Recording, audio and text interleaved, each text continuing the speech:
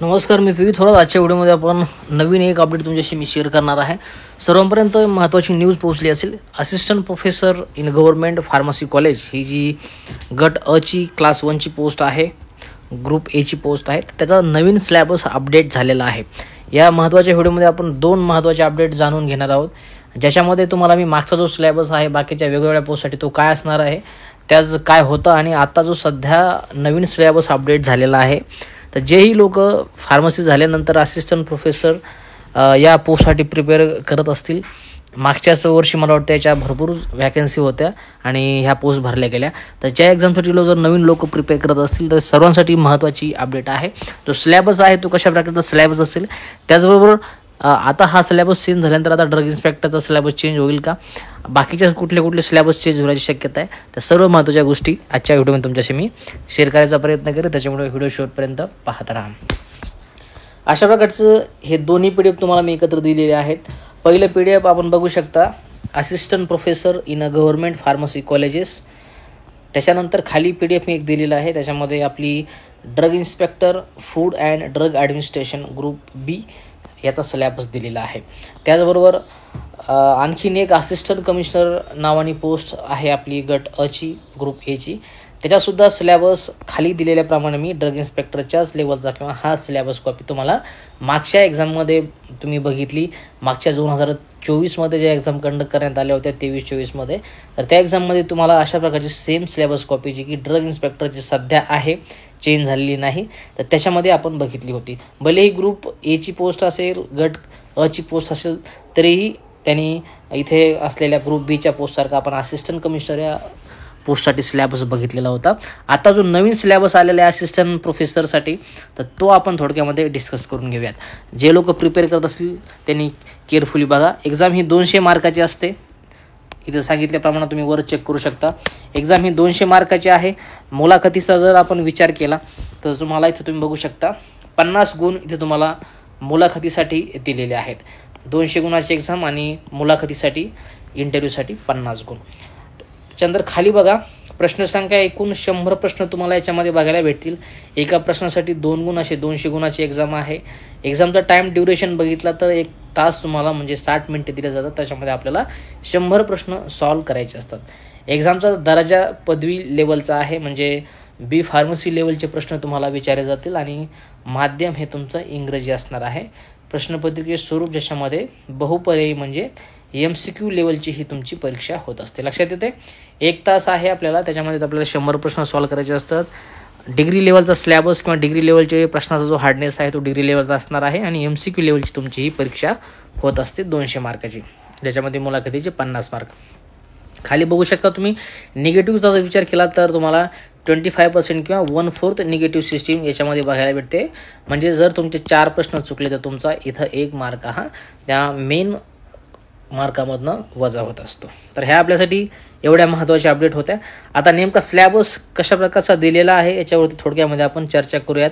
खाली आणि तुम्ही चेक करू शकता टॉपिक अँड सब टॉपिक, ज्याच्यामध्ये पहिल्यांदा आपल्याला फार्मास्युटिक्स हा विषय बघायला मिळतो. त्याच्यामध्ये histological background, development of the profession of the pharmacy, pharmacopoeias, त्याच्यामध्ये Indian pharmacopoeia, British pharmacopoeia, USP and extra pharmacopoeia, prescription posology, pharmaceutical calculation, अशा प्रकारचे फार्मास्युटिक्स महत्त्वाचे टॉपिक. आणि त्याच्यानंतर आणखीन फार्मास्युटिक्समध्ये डोसेस फॉर्म असतील. मग त्याच्यामध्ये वेगवेगळे डोसेस फॉर्म आहेत, जसे की powder, liquid doses form, monophasic, biphasic liquid doses form. तर अशा प्रकारचा हा डोसेस फॉर्ममधील महत्त्वाचे टॉपिक याच्यामध्ये सब टॉपिक कव्हर केले, जे की तुम्ही खाली बघू शकता.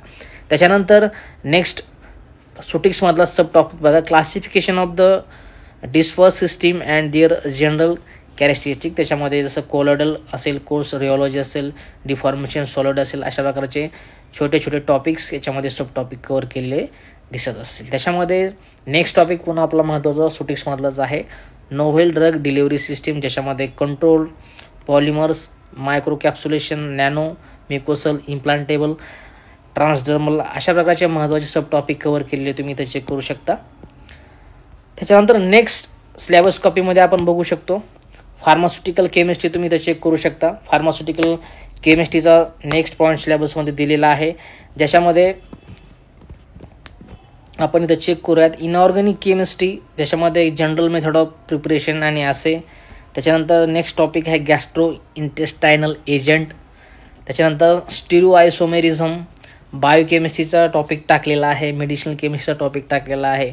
असे फार्मास्युटिकल केमिस्ट्रीमध्ये जे सब टॉपिक तुम्ही बघू शकता, inorganic chemistry, organic chemistry, stereoisomerism, biochemistry आणि मेडिसिनल केमिस्ट्री, आणि त्यामध्ये sub topic gastro intestinal agent. अशा प्रकारचे सर्व फार्मास्युटिकल केमिस्ट्रीमधील जेही महत्त्वाचे टॉपिक्स आहेत किंवा सब टॉपिक्स आहेत तेवढे सर्व तुम्हाला सिलेबसमध्ये इथं इन्क्लूड केलेले दिसत असतील. त्याच्यानंतर नेक्स्ट बघा, फार्मास्युटिकल ॲनालिसिस आणि क्वालिटी ॲश्युरन्स. त्याच्यामध्ये पहिला टॉपिक आहे फार्मास्युटिकल ॲनालिसिस, ज्याच्यामध्ये different techniques of analysis, primary and secondary standard, आणि खाली त्याचे सब टॉपिक तुम्ही चेक करू शकता. नेक्स्ट टॉपिक बघा, इन्स्ट्रुमेंटल मेथड्स ऑफ ॲनालिसिस, ज्याच्यामध्ये थिअरी, इन्स्ट्रुमेंटेशन आणि ॲप्लिकेशन, व्हिजिबल असेल, स्पेक्ट्रोस्कोपी आणि बाकीच्या महत्त्वाच्या स्पेक्ट्रोस्कोपी जसं की फ्लोरोमेट्री असेल, IR असेल, फिल्म फोटोमेट्री असेल, ॲटॉमिक ॲब्सॉर्प्शन असेल, कंडक्टोमेट्री असेल, पोटेन्शियोमेट्री असेल किंवा पोलॅरोग्राफी असेल. क्रोमॅटोग्राफीमध्ये सर्व महत्त्वाच्या क्रोमॅटोग्राफी. त्याच्यानंतर quality assurance and quality management concepts, ज्याच्यामध्ये महत्त्वाच्या definitions, element, philosophies, quality management system, ICH guideline, अशा प्रकारचे सर्व महत्त्वाचे सब टॉपिक तुम्ही खाली चेक करू शकता, जे की फार्मास्युटिकल ॲनालिसिस आणि क्वालिटी ॲश्युरन्स ह्या 3 नंबरच्या पॉईंटमध्ये आपण चेक करू शकतो. एवढं लक्षात आलं. त्याच्यानंतर सगळ्यात महत्त्वाचा आपला विषय फार्माकोलॉजी, ज्याच्यामध्ये ह्युमन ॲनाटॉमी अँड फिजिओलॉजी हा महत्त्वाचा सब टॉपिक कवर केलेला आहे, ज्याच्यामध्ये महत्त्वाचे स्कोप, ॲनाटॉमीची, फिजिओलॉजीमधील level of structural organization, body systems, basic life process, homeostasis, basic anatomical technology, cellular tissue level organization, अशा प्रकारच्या महत्त्वाच्या सब टॉपिक कवर केले आहेत. ॲनाटॉमी अँड फिजिओलॉजी मधील महत्त्वाच्या सिस्टीम तुम्ही चेक करू शकता 2 नंबरच्या पॉईंटमध्ये. जेनेटिक्स हा महत्त्वाचा पॉईंट त्याच्यामधील आहे. त्याच्यानंतर फार्मॅकोलॉजीमध्ये जनरल फार्मॅकोलॉजीमध्ये आणखीन B नंबरचा पॉईंट तुम्ही चेक करू शकता, महत्त्वाचे त्याच्यामध्ये सुद्धा सब टॉपिक दिलेले आहेत. त्याच्यानंतर drug acting on following system, त्याच्यामध्ये पेरिफेरल असेल, CNS असेल, ANS असेल, ह्या सर्व महत्त्वाच्या सिस्टीम आपल्याला खाली दिलेल्या आहेत. तुमचा फार्मॅकोलॉजीमधील सब टॉपिक B नंबरमध्ये चेक करू शकता तुम्ही. लक्षात आलं. इथपर्यंत आपण डिस्कस केलं. नेक्स्ट बघा, किमोथेरपीचा सुद्धा पॉईंट याच्यामध्ये इन्क्लूड केलेला आहे. KD3 फायद्यामध्ये तुम्हाला सर्व हे पॉईंट भेटतील. याच्यावरती सुद्धा पुस्तकाचा सेपरेट व्हिडिओ देईल, कुठल्या पुस्तकामधून कुठले पॉईंट करायचे आहेत, आणि याच्यावरती नोट मेकिंग चालू आहे सांगितल्याप्रमाणे. फार्मसी प्रॅक्टिसेस हा एक महत्त्वाचा टॉपिक, त्याच्यामध्ये हॉस्पिटल फार्मसी, याच्यावरती आता रिसेंटली फार्मसीच्या बऱ्याच एक्झाममध्ये प्रश्न विचारलेत, कारागारामध्ये असेल, DMRमध्ये असेल, किंवा आतापर्यंत जेवढे आपल्या एक्झाम झाले महाराष्ट्रामध्ये, बराच तुम्हाला फार्मसी प्रॅक्टिसेसमधील हॉस्पिटल फार्मसीवरती बराच तुम्हाला भर प्रत्येक एक्झाममध्ये बघायला मिळाला. त्याच्यानंतर पॅथोफिजिओलॉजीमध्ये इटिओलॉजी सिस्टम्स, डायग्नोस्टिक टेस्ट, त्याच्यामध्ये cardiovascular system, respiratory system, renal system, hematological diseases, endocrine system, psychiatric disorder, nervous system, gastrointestinal system, diseases of bone and joints, cancer, infectious diseases, अशा प्रकारचे सब टॉपिक तुम्हाला पॅथोफिजिओलॉजीमध्ये कवर केलेले आहेत. ते आपल्याला इथं चेक करून घ्यायचे.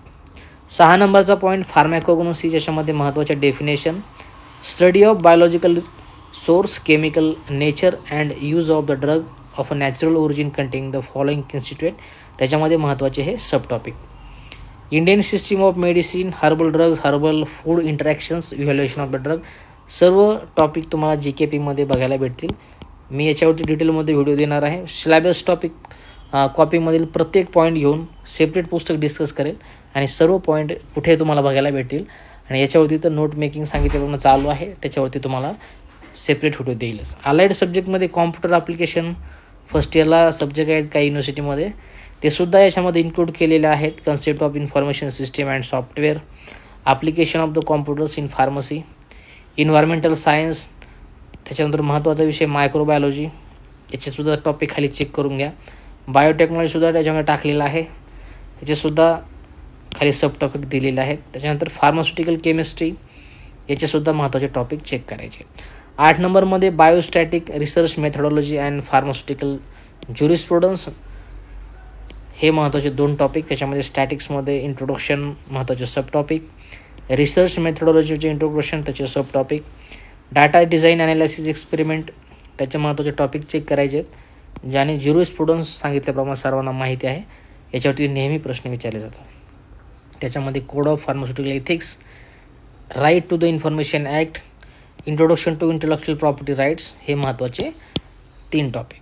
त्याच्यानंतर खाली 9 नंबरचा point important services rules and administrative process, ज्याच्यामध्ये खाली तुम्ही बघू शकता Maharashtra civil services general condition and services rules 1981. त्याच्यानंतर खाली वेगवेगळे महत्त्वाचे सर्व्हिसेस आणि ॲक्ट तुम्ही इथे चेक करू शकता. हे सर्व आपल्याला सिलेबसमध्ये इन्क्लूड केलेले आहेत. त्याच्यानंतर नेक्स्ट खाली इंटेलिजन्स टेस्ट म्हणून दिलेला आहे, ज्याच्यामध्ये question will be asked to test how far candidates can think quickly and accurately. तर हे डिग्री लेवलच्या डिप्लोमा लेवलच्या ज्यामध्ये प्रश्न असू शकतात.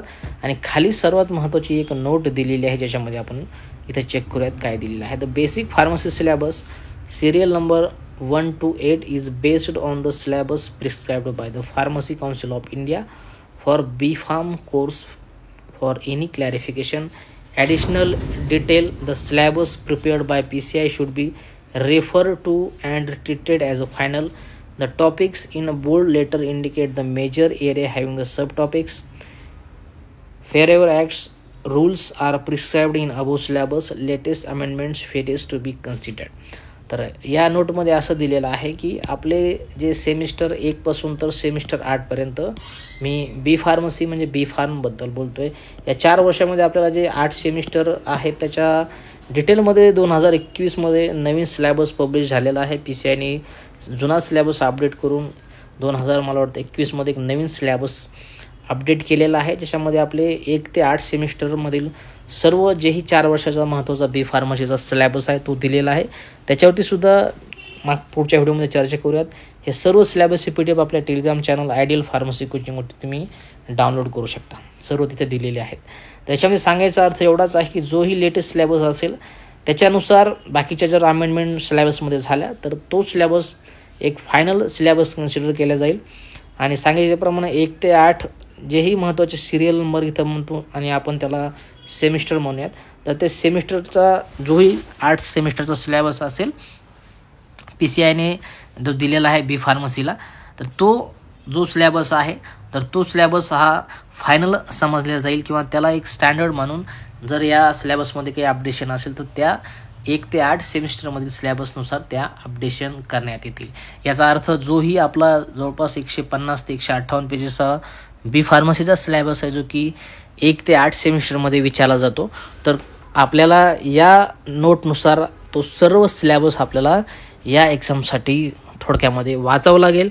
इथे जरीही सिलेबस 9 ते 10 टॉपिकमध्ये यांनी दिलेला असेल, पण एक महत्त्वाची ही जी नोट त्यांनी दिलेली आहे, तर या नोटनुसार आपल्याला तेवढे 8 सेमिस्टरचा जोही सिलेबस आहे तो केअरफुली वाचावं लागेल. आता ही होती महत्त्वाची अपडेट असिस्टंट प्रोफेसरबद्दल, जे की गट अ ग्रुप ए ची पोस्ट आहे आपल्या फार्मसी कॉलेजमध्ये. त्याचा सिलेबस अपडेट झालेला आहे. आता खाली आल्यानंतर तुम्हाला याच्यामध्ये ड्रग इन्स्पेक्टरचा सिलेबस मी मेन्शन केलेला आहे, तर तो आपण याच्यामध्ये थोडक्यात डिस्कस करूया.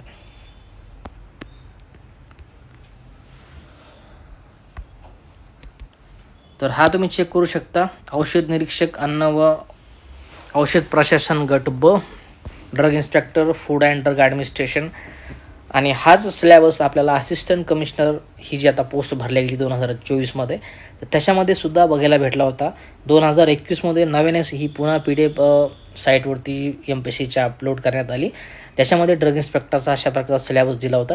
याच्यावरती मी ऑलरेडी व्हिडिओ केलेला आहे. तर थोडक्यामध्ये बघूयात आपण. याच्यामध्ये शॉर्टमध्ये सिलेबस होता. फिजिओलॉजी, पॅथॉलॉजी, फार्माकोलॉजी, टॉक्झिकोलॉजी, याच्यामध्ये अशा प्रकारचे टॉपिक विचारले होते. मायक्रोबायोलॉजी होतं, बायोकेमिस्ट्री होतं, फार्मास्युटिकल्स म्हणून एक महत्त्वाचा टॉपिक होता आणि ज्युरिस्प्रुडन्सचे खाली टॉपिक दिले होते. याच्यामध्ये तुमच्या क्रोमॅटोग्राफी विचारलेल्या होत्या आणि खाली सब टॉपिकमध्ये अशा प्रकारचे वेगवेगळे महत्त्वाचे टॉपिक होते. तर असा जवळपास एकाच पेजेसचा सिलेबस होता, पण हा सिलेबस अपडेट करून आता असिस्टंट प्रोफेसरचा डिटेलमध्ये सिलेबस आलेला आहे. तर यावरनं एक आपण कन्क्लुजन करू शकतो, कारण आतापर्यंत जेवढ्याही महत्त्वाच्या पोस्ट होत्या, आपल्या असिस्टंट कमिशनर असेल, ड्रग इन्स्पेक्टर असेल किंवा असिस्टंट प्रोफेसरचा आता चेंज झालेला सिलेबस असेल, तर या तिन्ही एक्झामचा सिलेबस जो आहे तो आता आपण जे डिस्कस करतो हा सिलेबस जुना, तर तो सिलेबस होता. तर आता असिस्टंट प्रोफेसरचा सिलेबस बदललेला आहे, तर कदाचित ड्रग इन्स्पेक्टरचा सुद्धा सिलेबस बदल होऊ शकतो. तिन्ही पहिल्यांदा पोस्टचा सिलेबस चेंज होता. जर अशी या महत्त्वाची जर चेंज करण्यात आला तर ड्रग इन्स्पेक्टरचा सिलेबस चेंज होऊ शकतो. त्याच्यामुळं आयोगाला मला वाटतं सिलेबस चेंज करण्याची काही आवश्यकता नव्हती. आतापर्यंत ड्रग इन्स्पेक्टरचे ॲड येऊन जवळपास 3 ते 3.5 वर्ष झाले. जेही विद्यार्थी या एक्झामसाठी प्रिपेअर करत असतील तर नक्कीच आपण सर्वजण ही जी सिलेबस कॉपी आता स्क्रीनवरती दिसत असेल तर या सिलेबस कॉपीच्या अकॉर्डिंग सर्वांनी आतापर्यंत 2-3 वर्ष अभ्यास केला असेल, त्याच्या नोट मेकिंग केले असतील, सर्व सिलेबस थरली वाचला असेल तर ड्रग इन्स्पेक्टरचा सिलेबस चेंज होऊ नये ही आपल्या सर्वांची अपेक्षा आहे. कारण आतापर्यंत जेवढीही मेहनत आपण घेतली मागच्या 3-4 वर्षामध्ये या सिलेबस कॉपीवरती तर ती मेहनत पूर्ण पाण्यामध्ये जाणार आहे. त्याच्यामुळे कुठेही आता जरी असिस्टंट प्रोफेसरचा सिलेबस चेंज झाला असेल तर कुणीही त्या गोष्टीला पाठपुरावा न देता, पाठबळ न देता की हा चेंज झाला म्हणून हा चेंज व्हावा असा कुठलाही प्रकारचा पाठबळ किंवा पाठपुरावा त्यासाठी आपण करू नये, सर्वांना विनंती आहे. कारण आतापर्यंत 2-3 वर्षापासून सर्व विद्यार्थी या जुन्या सिलेबस कॉपीनुसार त्याचं प्रिपरेशन करत आहेत. तर कुठेही या गोष्टीला आपण पाठपुरावा किंवा पाठबळ देता कामा नये. पण आणखीन एक महत्त्वाची गोष्ट तुम्हाला नक्कीच डिस्कस करेल. तरीही आपण गाफील न राहता जेही 1 ते 8 सेमिस्टर असतील किंवा आता नवीन आलेला सिलेबस असेल तर कुठे गाफील न राहता आपण त्याचासुद्धा थोडासा अभ्यास केला पाहिजे.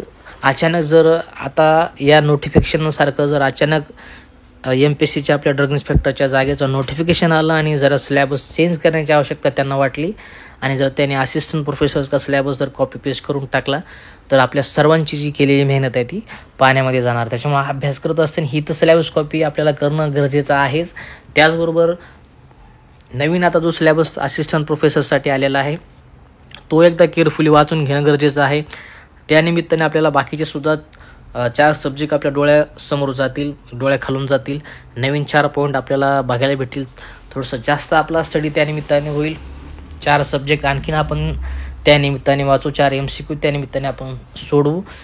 तर अशा प्रकारे आपण जो नवीन सिलेबस आहे तो कन्सिडर करून आता आपल्याकडे पर्याय नाही.